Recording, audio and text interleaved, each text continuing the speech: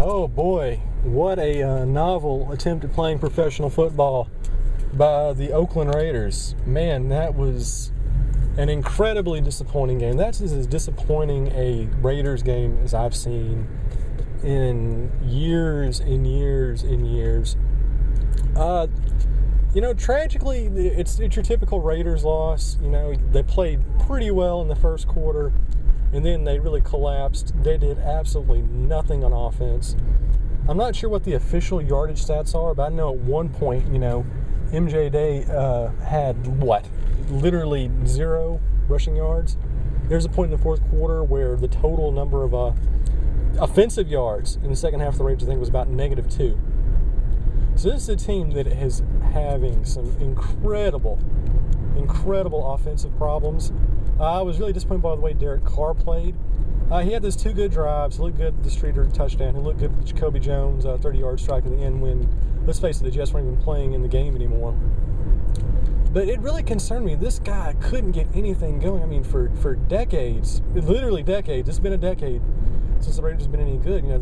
The thing that I kept saying about the team that was their problem was they just didn't have a solid quarterback. They have the receiving core. If they just had somebody who could, sling it, they'd be in good shape.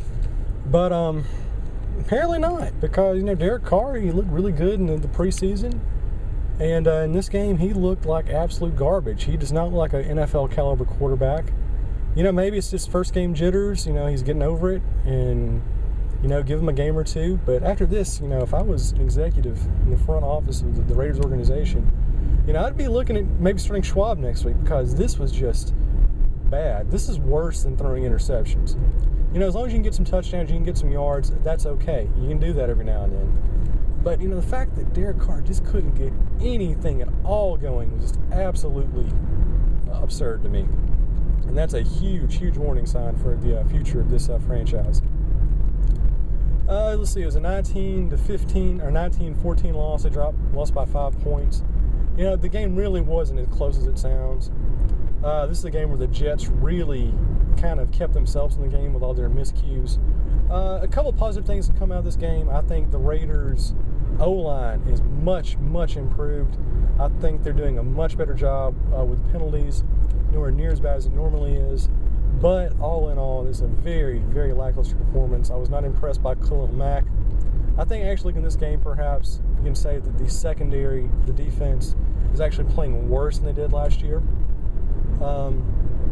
When Charles Woodson, the veteran, the guy who's about to retire, is your absolute best defensive player, you got some really, really weak links on defense. Next week against Houston, which I think is probably a better overall team than the Jets, because the Jets has played atrociously. The fact the Raiders are even keeping this game tells you just how bad they are defensively and offensively as far as getting all the penalties. Maybe they'll start Schwab. It would not surprise me if they did. It's within the realm of possibilities. All I can tell you is Derek Carr, he's got to play better than this, because, if this is the best that he can do, it's going to be a long season.